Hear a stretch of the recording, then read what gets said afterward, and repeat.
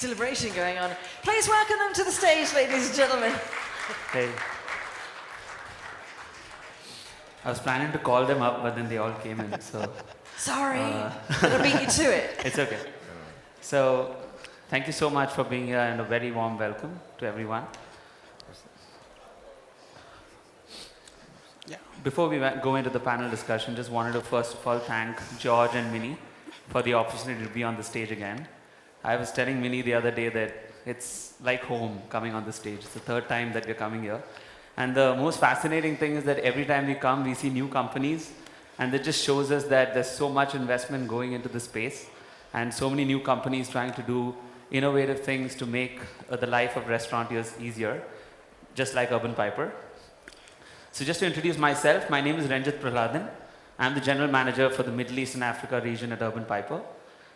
Just want to do a quick intro of Urban Piper as well. So we are a technology company working with over 35,000 restaurants across the globe, across 30 plus countries, just trying to help them streamline their online orders and manage them much more seamlessly. Efficiency is the game, sustainability is the game, and that's exactly what we're going to talk about here. And as, at Urban Piper, we try to make that a reality for restaurants. I would like to introduce our panelists today. First of all, we have Jamil Muhammad, who is the COO of Foodix, with a wealth of experience in the space, building a technology solution that has been a front runner in the Middle East, a very big honor for us to have him on stage, so a big round of applause for him. Thank you. Secondly, we would like to welcome Kareem Shareen, who is the CMO of Papa John's. It's an honor to have him for two reasons. One, because of the experience he carries of 18 years in the marketing field in the B2C space. And second, Papa John's is powered by Urban Piper, so it's an even bigger thing to have one of our family members here. So welcome Kareem on board as well. And finally, again, having Manav, who is our co-founder and Chief of Growth of Urban Piper, someone who's built Urban Piper from scratch, been here for over 12 years. And yeah, we have one more person here, Arif from my team also, who's been 12 years, but great to have our Chief of Growth, Manav here, and a warm welcome to him as well to this panel. He's flown in from India for this, so we can quickly start off with our panel discussion without further ado. So what we're planning to do today is a discussion on boosting profitability with every order. So how do we figure out ways and leverage technology to kind of discuss on more ways by which restaurants can actually become profitable with every order. And just setting a little bit of a context here, we've been having a lot of conversations with restaurants and a lot of different technology providers. And 7 out of 10, I think 70% of the restaurateurs or the brands that are playing in the space keep talking about how can they bring in efficiency and be a provider who's helping restaurants to be profitable in a very lean margin game, which is online, right? So let's just pick the brains of these brightest minds to do that. So first of all, my first question is to Manav.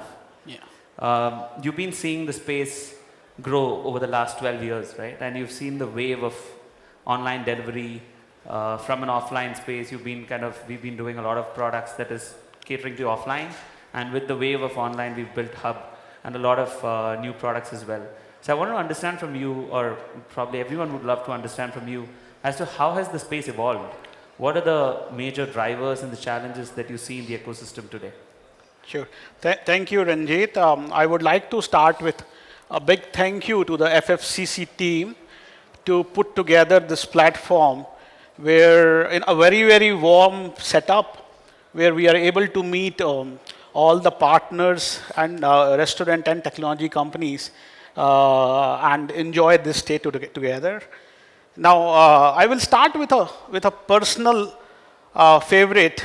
Long back, the eating out or going to a restaurant was a very, very experiential thing. You will go out, family, for the experience of sitting there, the ambience, the food, and all together. And I remember going to this local restaurant very often. It was my personal favorite because the second time I went there, the steward at the restaurant greeted me by saying, "Hello, Mr. Gupta." So glad to see you there when I was with my wife.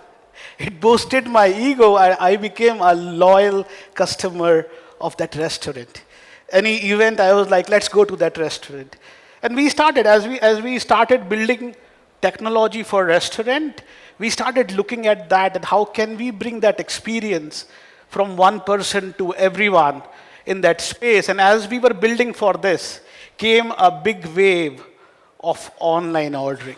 While the restaurant space was grappling with how to put this kind of a loyalty technology in, came a big wave of online ordering. The key drivers which I see moving the space from offline to online is the vision of Kingdom 2030. That I believe is the biggest initiative, not only defining how technology and infrastructure will play a role here, but also putting the money to build all of this. With this change, what has happened is we are seeing a smartphone in hands of every person here in the kingdom, and that has changed everything.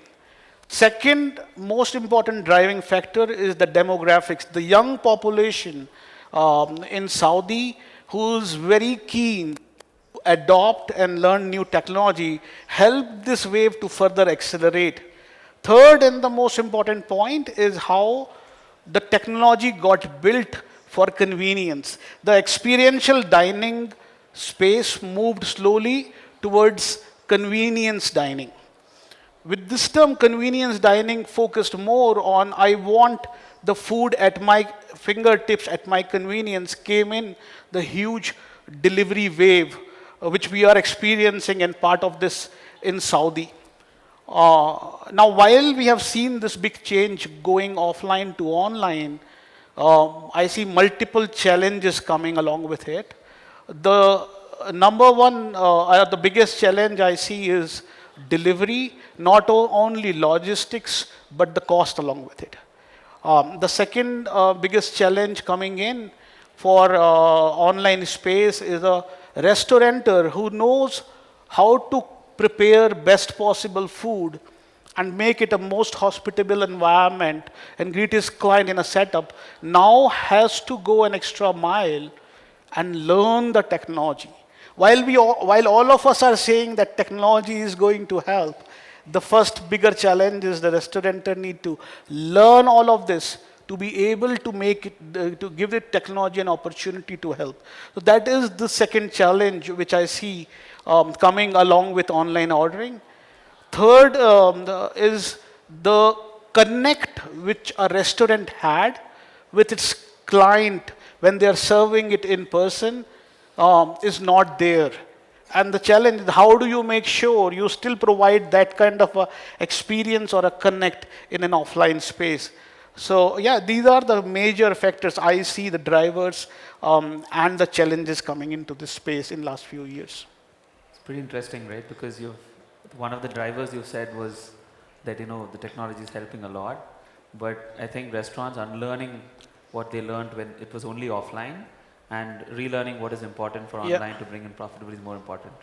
Yeah, just to add on that, again, starting this journey at about 2012 or 13, technology companies were talking about bringing the data together for a restaurant, saying, I'll bring you all the data in one format, and restaurant was happy and saying, okay, this data will help me do something better.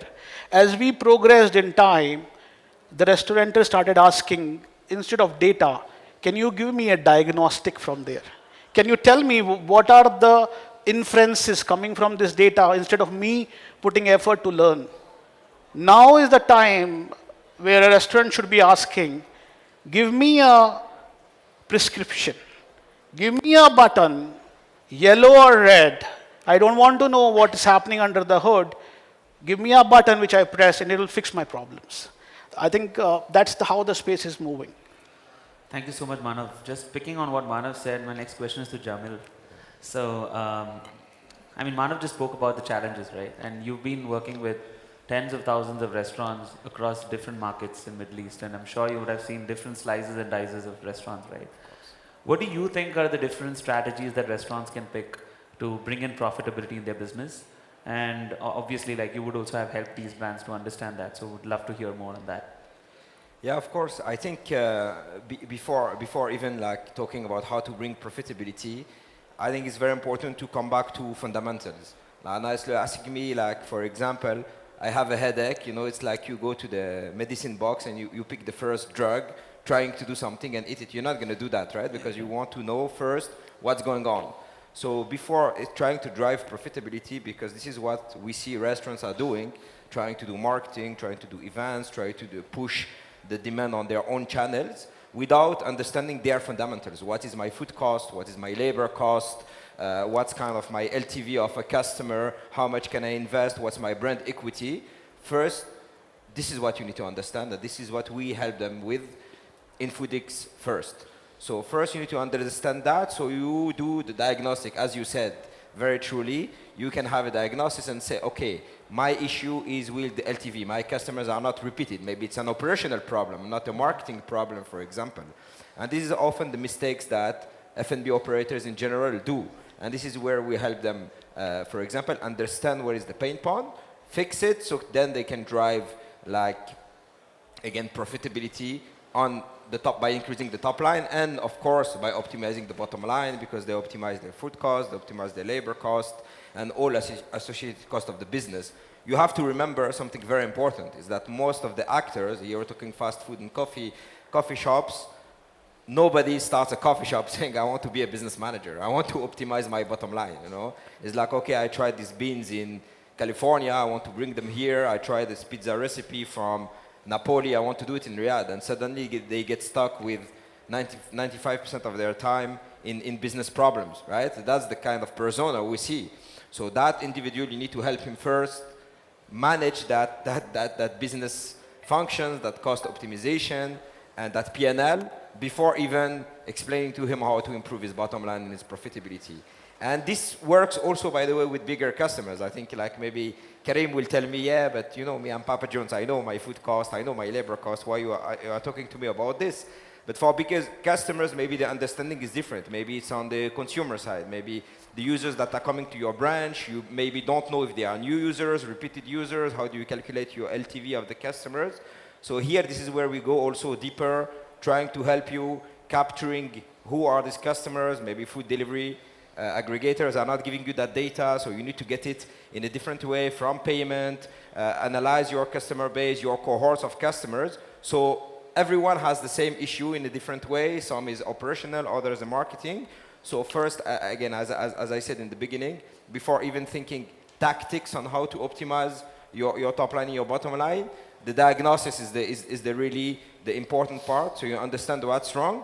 Fixing it, then you did 90% of the job, right? When you know what's wrong, then even Wikipedia can help you, or ChatGPT now. And we were talking about AI solution in the panel before. So that's easier to fix when you know what's the problem. And this is really how I would approach the issue, starting from the fundamentals rather than already talking tactics and action plans, right?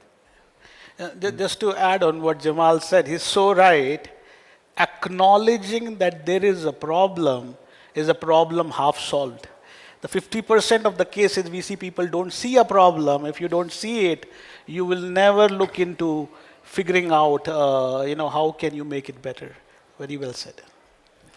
I mean, it just takes me to an organic question to Kareem, right? So, I mean, you're one of the leading brands here in Saudi and globally, right? So just wanted to understand from you, how do you leverage technology to figure out like what marketing changes or dynamics you can bring in to help aid in a long-term profitability, right? So how do you go about it, like from a very marketing lens?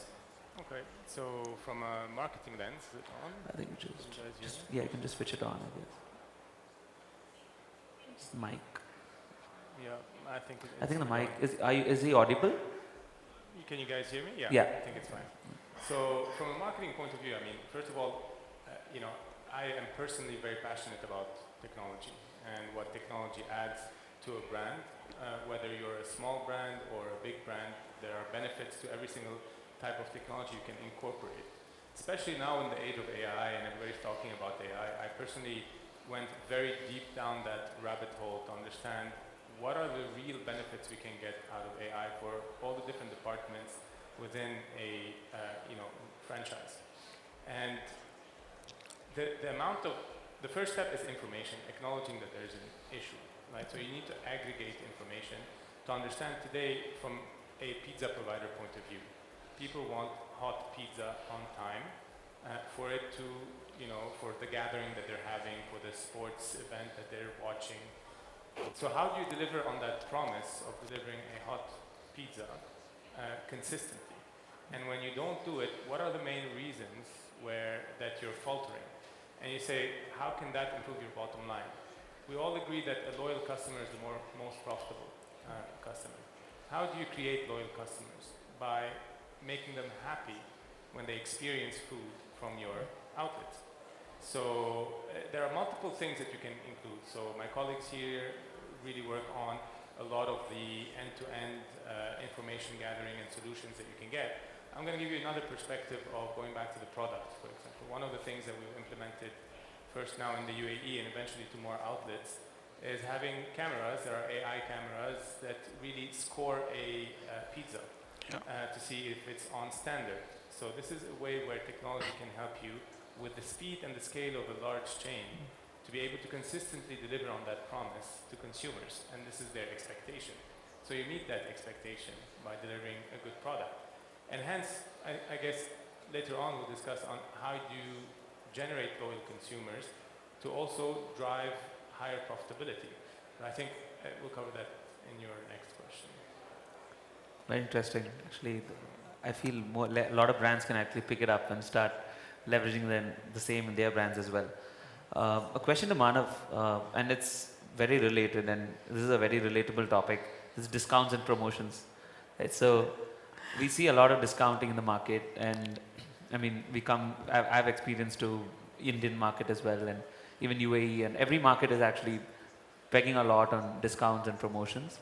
And what is your thought on that? Like, is that even the right way to incentivize customers? Because that definitely has a long-term say on the repeat purchase behavior and whether the customer would stick post the discount is removed, right? That's the real challenge, right? And so what's your take on discounts and promotions, and how can we leverage it maybe better in a way that it doesn't hit the bottom line in a big way?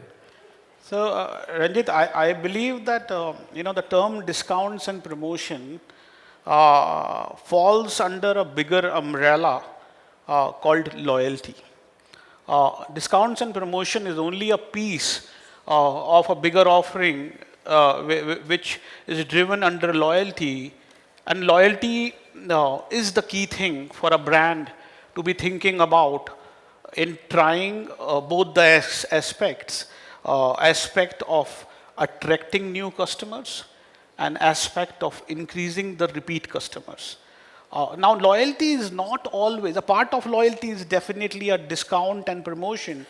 I would say a discount can be applied to utilize some of the off time for the restaurant or the non-peak time for the restaurants by doing a menu engineering, which can be a bigger topic to discuss, where you can have the prices of the items vary based on how busy or how not busy a kitchen is, because you have already invested a CAC into building a kitchen and hiring the staff. Loyalty, I believe, is something long-term. Starts by knowing your customers, by knowing if someone is a first-timer coming to the brand versus someone is a repeat client coming in for nth number of time. Loyalty also talks about how you can incentivize a customer who has been repeating with you, not always in monetary terms. And we have seen ample examples of loyalty done differently, not just money. We have an example of like a Starbucks comes to the mind when we talk about loyalty.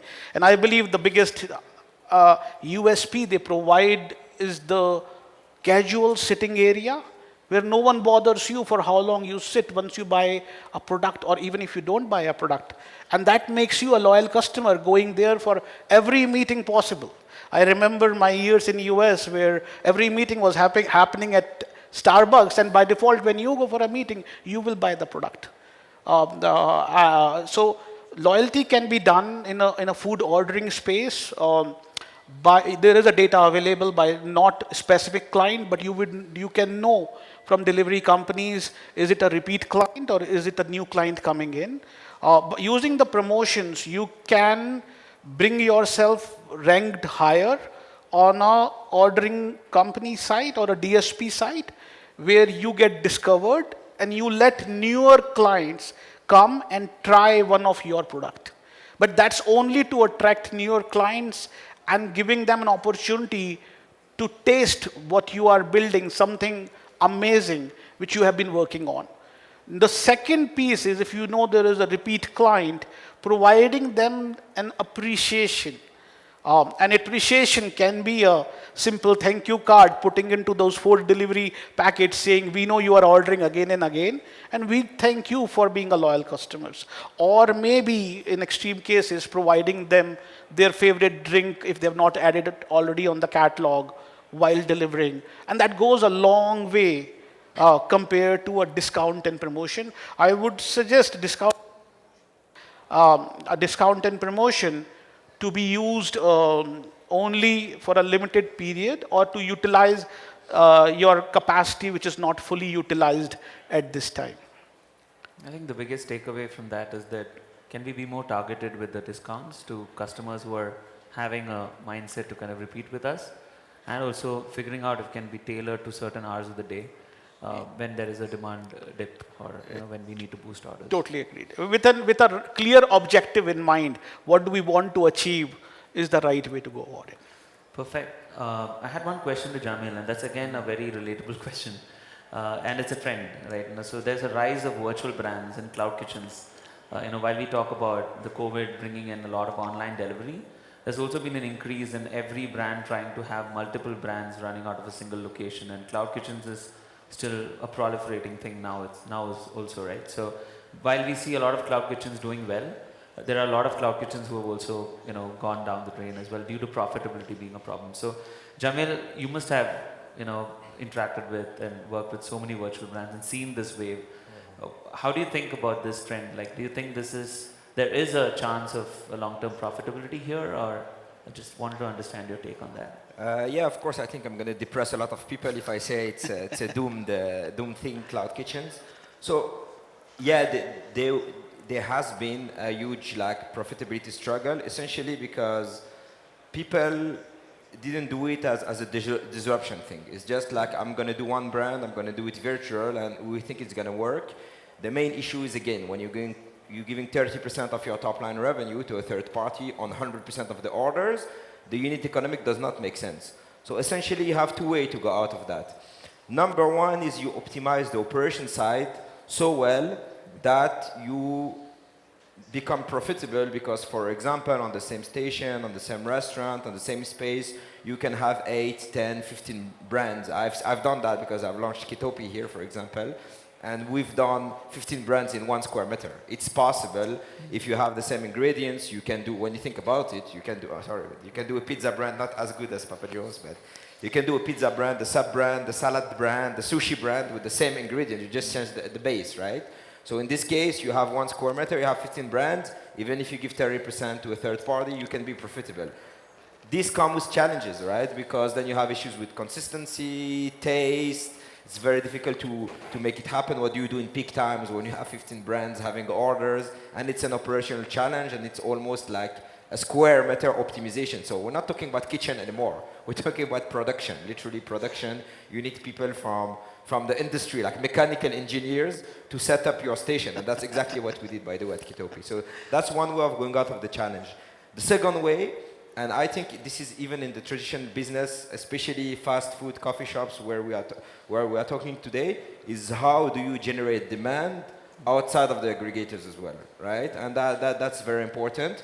And till now, the answer has been, okay, create your own channel and try to generate demand there. And that's what we do in FoodX, for example. We give F&B operators, their own mobile app, their own web ordering, etc.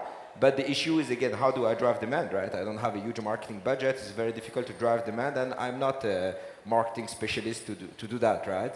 But there are many other ways to do that. You have talked about Starbucks. I think for me, I like to use the local example, if you allow me. There's this breakfast brand called Dawar Saada, right? These guys, I think nobody will order from it because you'll be ashamed to order something that when you go to the branch, it takes literally 15 seconds to serve you. Because you enter the branch, you order, you collect your order, you're out within 30 seconds, right? So these guys, you will never order from them because even you will feel ashamed to order when you have to spend only 30 seconds in the branch, right? So just the experience that they have can generate demand for them like organically outside of the aggregators. For virtual brands, it would be different. It would be on the app, a different experience, a different value proposition, maybe unique dishes, personalization. There are a lot of ways to do that. But the idea is how do you generate traffic by yourself, like Papa John's, for example, for me. I mean, you can see I'm a pizza user, unfortunately. but I like Papa John's because even when I go for pickup, I like the branches. They are cozy, so I go for pickup, I end up staying there, right? I end up sitting there. Maybe if you had coffee station, I would sit more and buy more, for example. So that's a value proposition. Yeah. It's not always about I do my own app and I push a lot of marketing on it. It's an experience base, it's a brand base, it's a customization base. It's a value proposition. Yeah. Starbucks is the couch, and for others it can be anything. So again, back to the virtual brand discussion. You can be profitable, you can make it happen, but either you are like a super operational guru maximizing your square meter space to the closest centimeter, or you manage to generate traffic also outside of the aggregators. Of course, not fully, but at least partially, to give you that profit bump that you need to make it in the green zone, right? Yeah, I think just to add to what Jamal said, today I learned something very, very interesting while talking to Dr. Kamran Khan, the CEO for Tarfeh Group, and apologies for my not being able to pronounce local names properly. But when I was talking to them, he was talking about two brands, Applebee's and IHOP, under this umbrella, and how they have created a single restaurant serving both the brands. I have not seen that model before, and I was wowed by the efficiency they were able to bring in, putting both IHOP and Applebee's in one complex, and one POS which is serving both and utilizing same kitchen. So I think there are innovative ways, extension of cloud kitchens, which can be implemented and tried for profit. And as per what he was telling me, they're doing really well.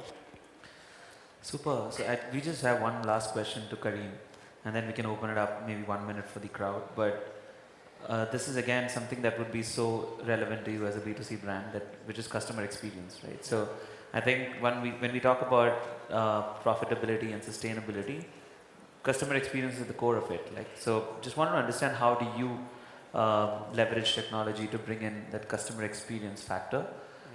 So just wanted to pick your brain on that. So the first point I want to just touch base on is pricing, right? So we are in a phase where competition is consistently increasing, local brands, international brands, and just driving on the main roads of Riyadh or even in the UAE, you see price points of a whole meal for 9 riyals, for example. And people are still willing to pay 16 dirham for coffee, but then we're competing on a 9 dirham meal. And then you start looking at, how am I going to remain profitable if the only way to recruit customers is going to be through price? And this is where you have the push and the pull strategy, and there's the balance between the two.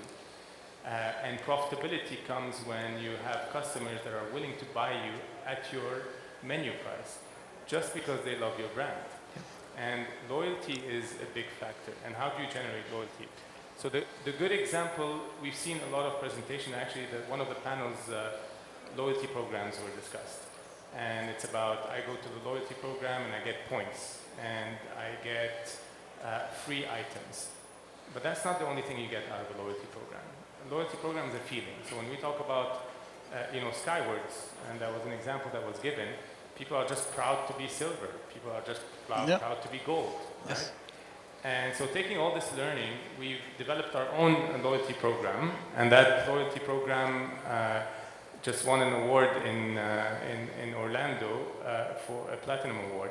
And the thought process was gamification and getting people hooked on wanting to go there. One, it's a multi-tiered program, so you can be silver, gold, and platinum, and each one unlocks different kinds of rewards. And if you're a platinum member, you get to come and taste the product before it's even out. So that feeling of inclusion, that feeling that you are part of the Papa John's crowd, that is beyond just price. They're willing to go and test the product and become advocates of the product, and being proud that they get a sticker on their pizza box for being platinum members. So that recognition that you're a platinum member. So there's this belief where price is really a point of discussion in the absence of value. And so how do you provide value? It could be by being delivered fast, or it could be by providing the product that people expect. It could be by recognizing people when they get into the store.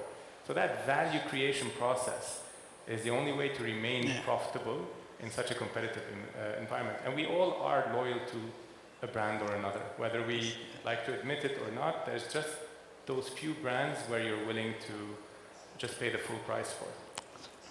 Absolutely amazing. I think one big takeaway is that if your product and service is top notch, then you don't need to, profitability will come your way. Yeah, right? and engage with your consumers. You know who they are. Engage with them in a way that is relevant to them. My son is a loyal customer of Papa John's, by the way. Are you a platinum member? He loves the happy emoji pizza. Okay. Oh yeah. Super. So we, due to lack of time, we can't open up questions to the crowd, but you can definitely hit us up offline. Thank you so much to all the panelists for being here, and thanks to all for being great audience. I hope there were good takeaways for you, and looking forward to meet you next time here. Thank you so much. Thank you so much to one of our wonderful panelists. Please do give them a nice round of applause. Thank you, gentlemen. Amazing stuff. Up next, we've got a great partner presentation. What is going to make the top brands stand out in such a competitive market? We will find out. Please welcome Sheikh Alul, co-founder and CEO of Revly. Please give him a nice warm welcome to the stage this afternoon.